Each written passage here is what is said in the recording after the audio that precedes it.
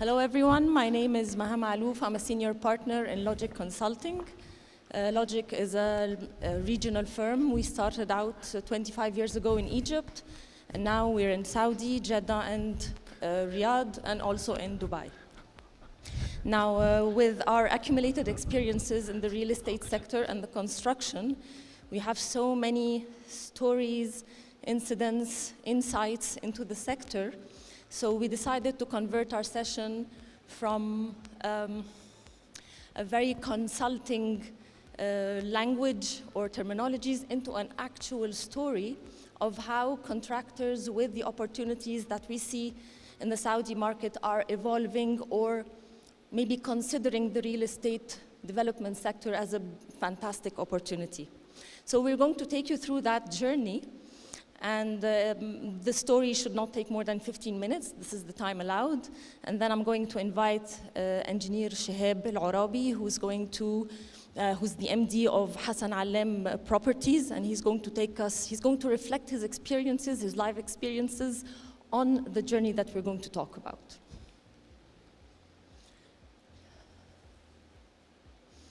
Very well. So before we go through the slides very quickly, or the story rather, I'm going to take you through the mind of the CEO or the leaders in a construction firm and the minds of a leader in a real estate firm, because they're very, very different. People may say because they're in the same industry or the same value chain, then they may think the same or strategize in the same way, which as a matter of fact is not right at all. So let's see the journey together. So here's our journey. It's a 7-step journey. It has 7 milestones that I wish to take you through. The first one is the contractor spark. So this is the opportunity when the contractor sees an opportunity in the market and starts thinking, should I take the pathway of the construction and contracting, or should I take the pathway of the real estate? And then comes the destination, which is actually my strategy. So I have this fantastic opportunity, and I need to know which destination should I take. So basically, I need my strategy. I need to put in a strategy. And then comes the third milestone, which is extremely important, and it's my vehicle. So if I know which my destination is, where my destination is, I need to know which vehicle I need to ride to take me there. And then comes the people, so who are the passengers that I'm going to onboard on this vehicle to help me out succeed in this journey. If we have those 4 milestones properly planned, this is a fantastic and very solid foundation. And then we're going to go into the growth. I need to fuel my growth in whichever pathway I decide. And then the brand equity, because I started off with a great success as a contractor, and I need to preserve this name. And then last not least, and this is what we're really aiming for, my previous speakers and colleagues have talked about sustainability. In the green sense here, we're talking about business sustainability rather than the green part of sustainability. Give me a second.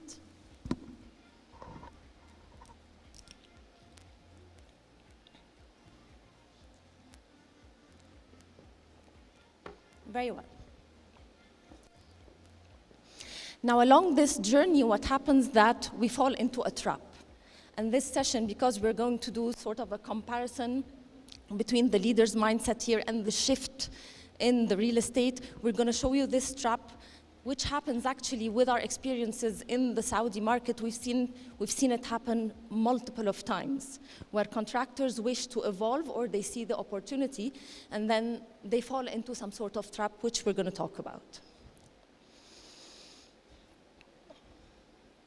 Okay, the spark starts at the intel in the market, what we see in the market, and the opportunities that are extremely exciting to get into. So let's see, we do some research. So the contractor would do some research, and he's going to find this residential demand gap in the Saudi market.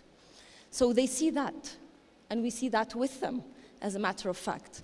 So we see like In 2030, the Kingdom of Saudi Arabia will require 3.1 million units, 1.4 of which are in Riyadh alone, with a mandate from the government that 70% of Saudis need to own their units,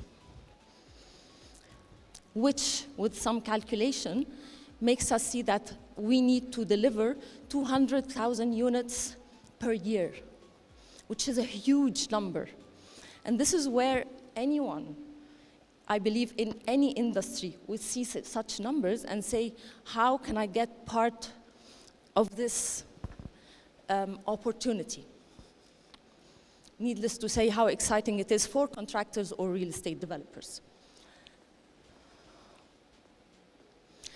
Now, for me to grasp this opportunity, I need to have the right strategy. I need to take a map and decide, where am I going? Am I going to move as a contractor, or am I going to move as a real estate developer? Because the strategy is really, really different. In that sense, let me take you quickly through the different mindsets of leaders. So a leader, a CEO or a leader in a construction organization would have some objectives, strategic objectives that they need to fulfill to achieve the strategy, while the real estate developer is going to have a completely different set of objectives. So let's see very quickly how are they different. And why are we saying that? Because this is the trap. This is where the contractor would believe that for me to go into and grasp this opportunity with a pathway of a real estate developer, with my luggage in construction and my success, I could succeed as well. Which is exactly where we're trying to segregate and show the difference. And it is up to the CEO or the leader, the businessman, to decide which pathway. So if we look together at the financials, for example, they could be, this is only an example, obviously, but you can see that everybody would think of cash flow, obviously, but in construction, improved cash flow cycle would come at the foremost, increase revenue, optimize costs. While in the real estate development, it's different. You're going to have diversified revenue streams and return on invested capital. So they would put their objectives on those four perspectives: financial, customer, internal operations, and then people. And they're very different. If you look at the customer in construction, I would mostly think of diversifying customer segments. Okay, so maybe public and private, maybe possibly going into industrial construction, hospitality, and offering sustainable solutions. Of course, nowadays they have to acquire the knowledge of green buildings and smart cities. It's very important. While in development, if you look at the customer, it's a completely different set of customer. So they would think of expanding the range of products. Am I in residential only? Am I in residential offices, commercial, maybe mixed use? So they need to consider the customer depending on whom they're targeting. Diversify customer base and improve customer experience. And the buzzword and the magic word in real estate development is actually the customer experience, because they live in the houses, in the units. And then comes the operation perspective, where the contractor or the construction mindset, the leader, would mostly think in his internal operation to focus on QHSE, think of smart building solutions. They need to acquire such knowledge, improve cost control mechanisms, which tops the operations in construction, while in operations for developers, it's different. It becomes adopting innovative design approaches, develop strategic partnerships, develop community management. So as you see, the mindset is completely different. Now, last not least is people, where it's more or less the same. It's just onboarding people with the right skills, with the right competencies. So, at this station, the CEO or the leader of this business, they need to decide which pathway do I need, which strategy am I adopting, am I a contractor or am I a real estate developer?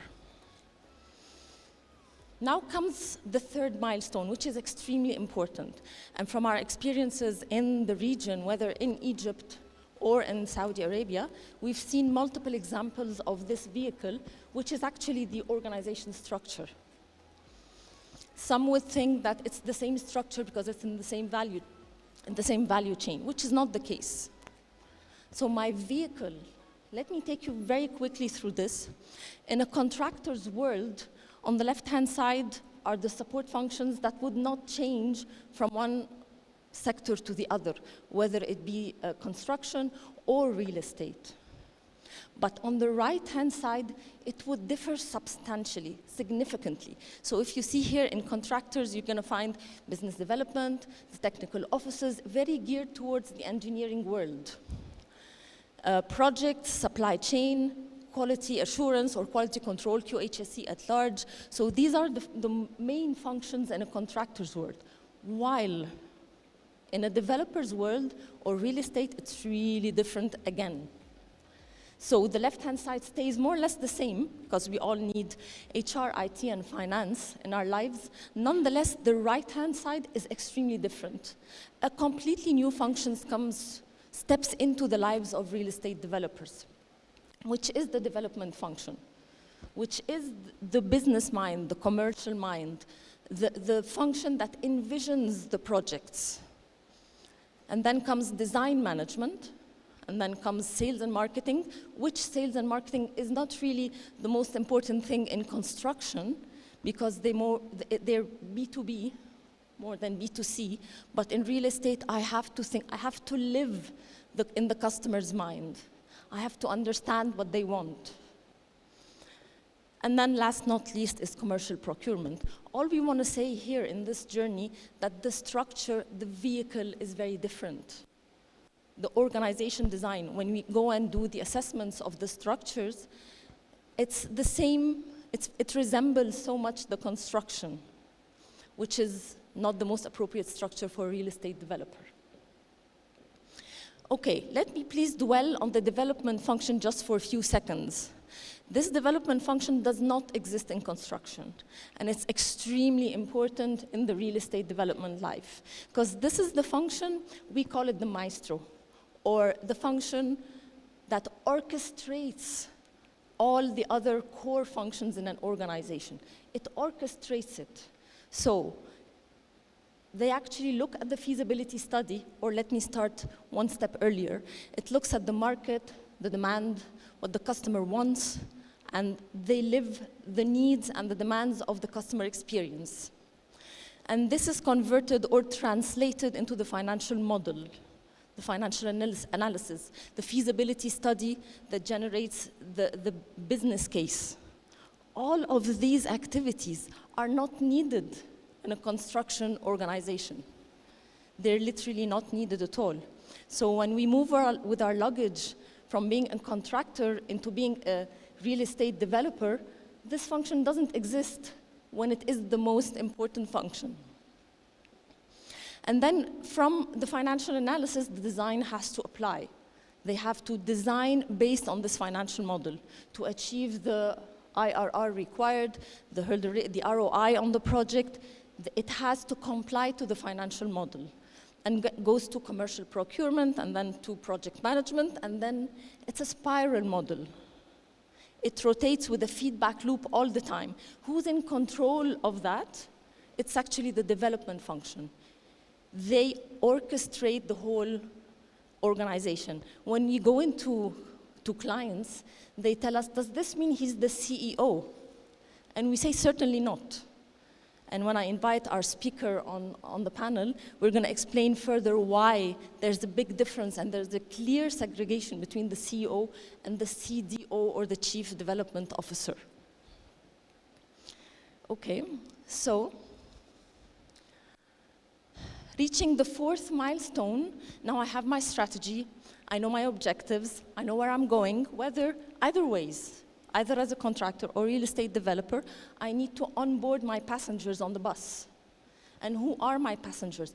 Very different skill sets, very different competencies, very different qualifications, educational qualifications, really different. So let's look at that. So our leaders are the ones who are going to help me reach this destination. With a contractor's hat, I need very qualified project management, highly technical people.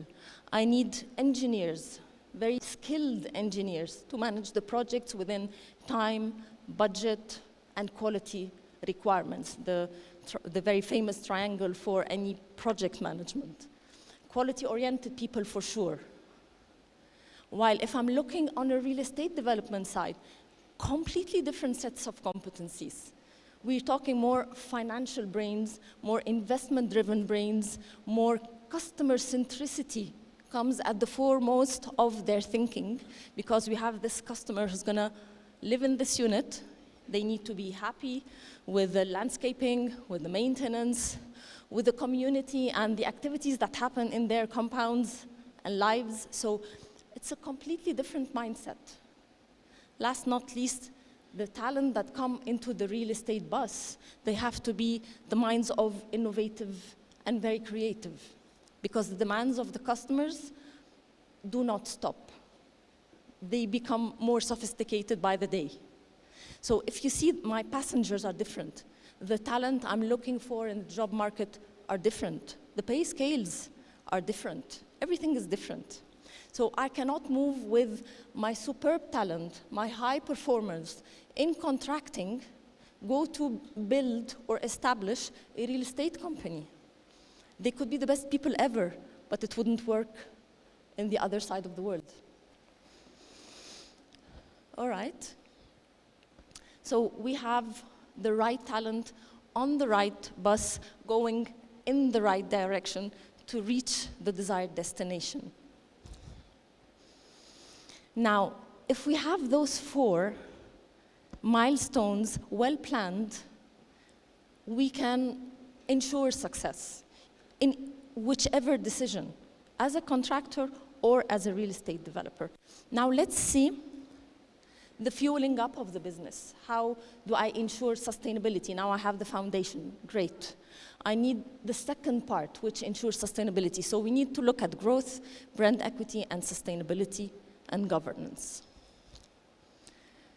When it comes to growth, again and again, and you need to tolerate with me this continuous comparison, because it's the whole essence of this presentation. So when I need to fuel my growth, I fuel it with different types of gasoline. Again, different types of gasoline. So, as a contractor, I might be looking at growing through number of projects, possibly, through size of projects, also possible, or maybe specialization in certain types of projects. So I'll specialize in smart cities. I'll specialize in roads and bridges. I'll specialize in residential units. It's a decision.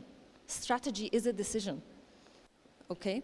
So again, so when I'm fueling to grow this strategy to achieve it, I need to use the right gasoline. While as a developer, I will also need to grow, and there may be some means of growth that are similar between both. Nonetheless, in the real estate, we need to look at target segments. If today I'm dealing with the B segment, I may consider the A segment, or the A++ segment, or the C segment. But I need to maintain and preserve my brand equity and my legacy and my name. Or growing through mixed-use developments. I've always been known for residential units, for example, or compounds. Now I want to go into a continuous revenue stream like the commercial strips, like the malls, like the offices. So that's another means of growing.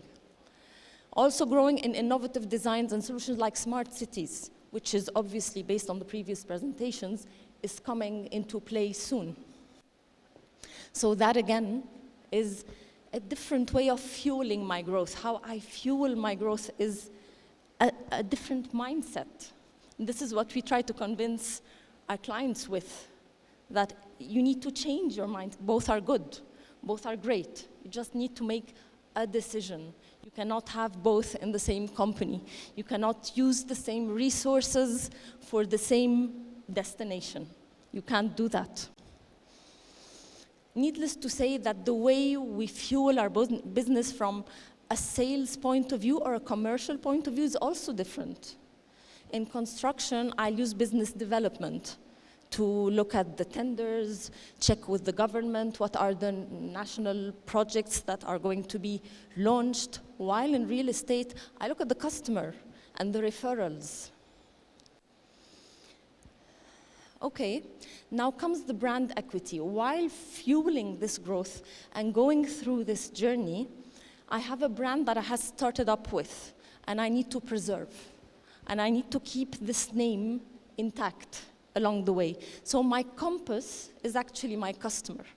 And the customer in both worlds are very different.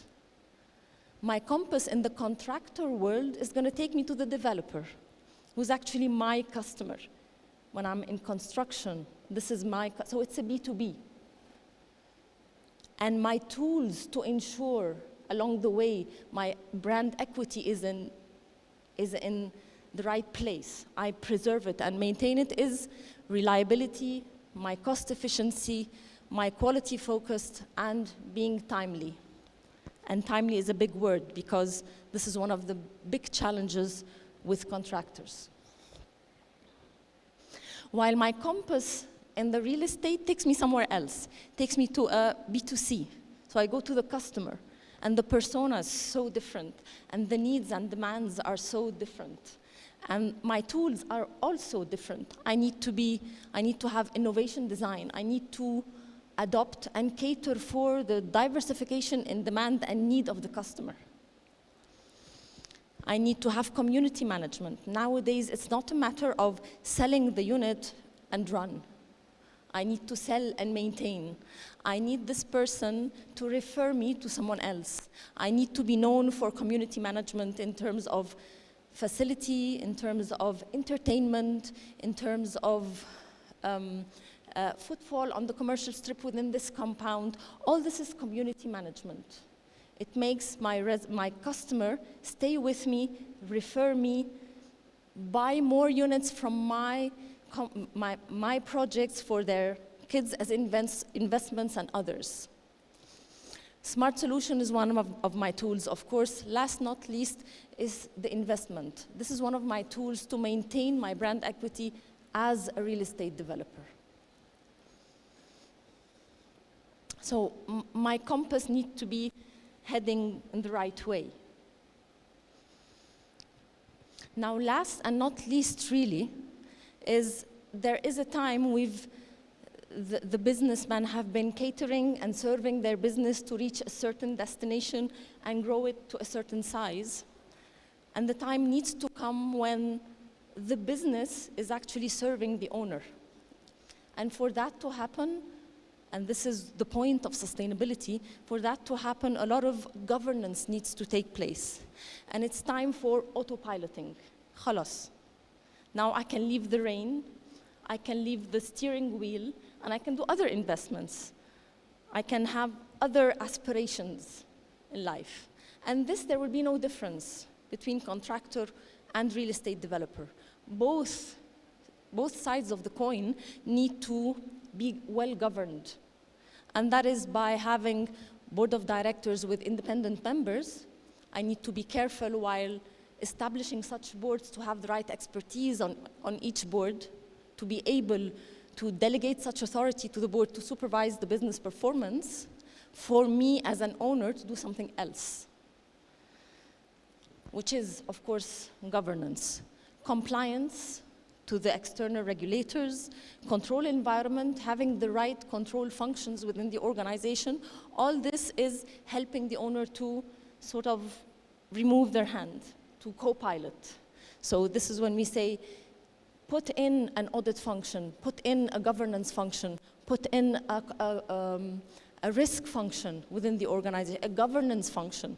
This GRC, this control environment is actually protecting the owner and helps him to take off his hand a little bit. Succession planning, which is a big problem and a big buzzword, maybe in our region more than anywhere else, because we need successors for our leaders. And it could be scarce in the job market. So a lot of training is needed. A lot of sensitive decisions need to be made, especially if it's a family business. So who's going to take the business after me? Would they be able to take it or not? Are they up to that level of management and growing the business to the extent I wish as a business owner? So it becomes even more complicated in family businesses. But succession planning has to be put in place for sustainability purposes. Because if it will remain in control of one person, eventually it will collapse if that person doesn't exist anymore. So succession planning, and as a matter of fact, it's one of the mandates of the board of directors, which helps sustainability. Of course, having the right policies, the right procedures to put everything in place. So this slide, reaching the autopiloting phase, reach us to the end of the journey, hoping that the businessmen, in whichever pathway they wish, it be contractor or it be real estate development, they would reach this ultimate phase of sustainability and autopiloting. The only thing they need to decide in which direction, because it's different. If both come together and blend, it won't be sustainable. We have seen it. It cannot be sustainable.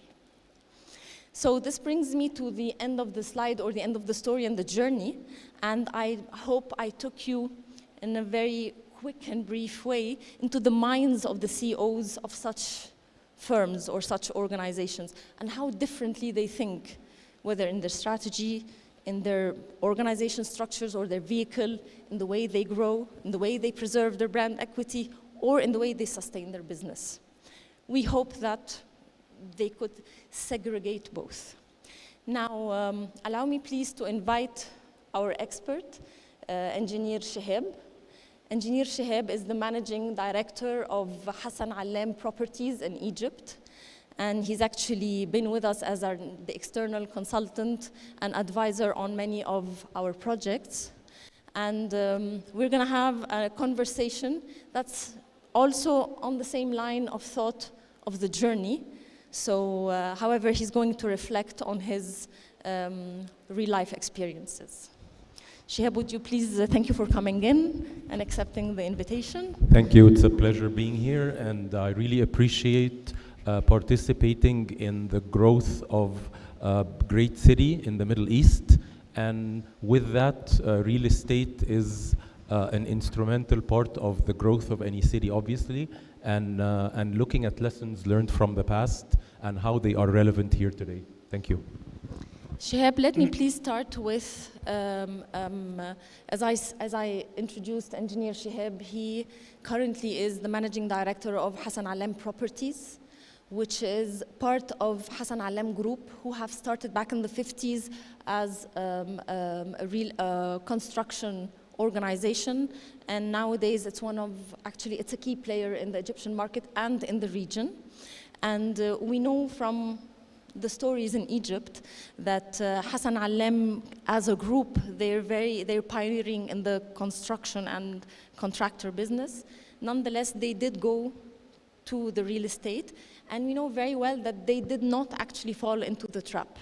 Yes. So if you could please take us through why did they not fall into, or how did they not fall into the trap? Okay, so basically when a construction company starts off as a family business, there is that tendency to fall in the trap of, we're doing great in the construction business, we've been in the business for 80 plus years, and it's only natural that we evolve and we become real estate developers.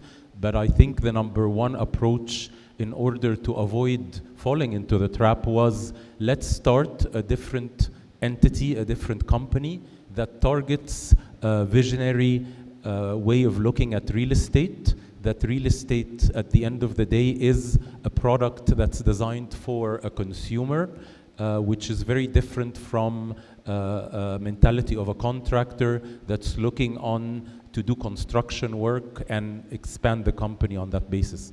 And when it started that way with the value chain that Maha described, and how the development function within a real estate organization becomes instrumental, and how the orchestrator plays an essential role. Typically, when a business starts in its infancy stage, the CEO is really the visionary person, and the trend is they actually do the role of what the development department in any mature real estate organization would perform. And I think the key to success is for the CEO to realize that he needs to pass the torch on to the successor, to the implementer in the company, being the chief development officer, and give his time to more strategic decisions on what they want to do with the company as a whole, rather than what they want to do in terms of daily decision making on a particular project or a development. And there's key differences. And I think even though a development department has key ownership roles within the organization, and they are withheld to KPIs and achieving the business plans, the CEO has much more of a strategic role in terms of looking at how to grow the operation, what acquiring new land bank would do, how to preserve the brand equity of the company, and what positioning they want to take and what direction in the market they want to take. So these are key differences, if you will, between the two roles. Okay.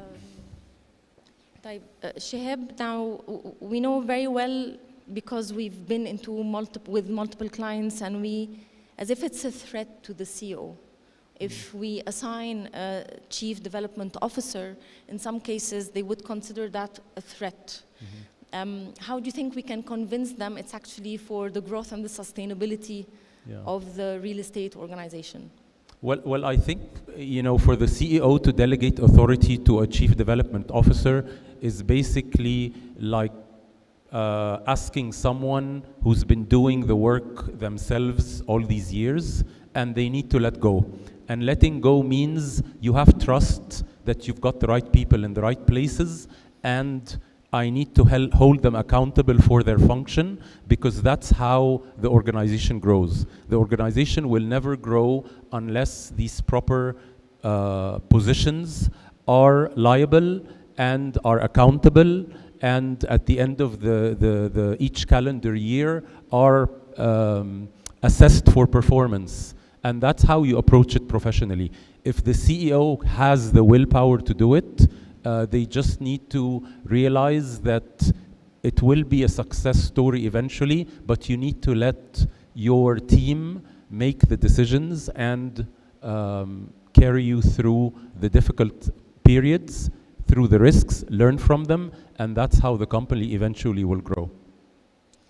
Shihab, we've seen repeatedly, because also of the economic challenges that are happening globally, specifically in our region, a lot of challenges to grow the business, and a lot of, I would say, leaders would stop at the first obstacle and say, okay, we've done one project, it's very successful, that's enough, let's go back to construction or contractor. So what would you advise those leaders to do so as not to leave such a great opportunity in the market? Well, I think if you analyze past trends and learn from them for the future, you see that, like any industry, the real estate sector goes through different cycles. And there are peaks and valleys in every industry, and real estate is no exception. So if you can plan ahead for the low periods, and let's say you can project that within a few years, demand is going to slow down on residential sales, well, how do I diversify my portfolio in order to mitigate that risk? So maybe I need to get into retaining the assets and drawing in recurring revenue with those assets in terms of rental income, or going into a retail industry rather than purely residential, and balancing my portfolio so I'm drawing in income from other sources than purely sales of real estate. And those companies that have this visionary approach will be able to weather the storm through the low periods of sales and be able to overcome them and become stronger. And otherwise, you give up at the first hurdle, you'll never really grow as a company. I was wondering whether, I know it's a bit of a change in our program, but I was wondering whether anyone wishes to put a question forth to our expert, and we'll be more than happy to answer it in light of our presentation. And if so, I could hand out the mic.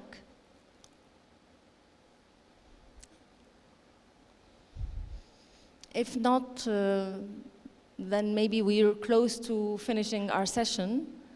So I thought we might do it a bit more participative. How much time? Oh, time is up. Okay. Shihab, thank you very much for coming in and for accepting our invitation. My very pleasure. happy to be with you in the FAPSI session, and I hope it was useful. Thank you.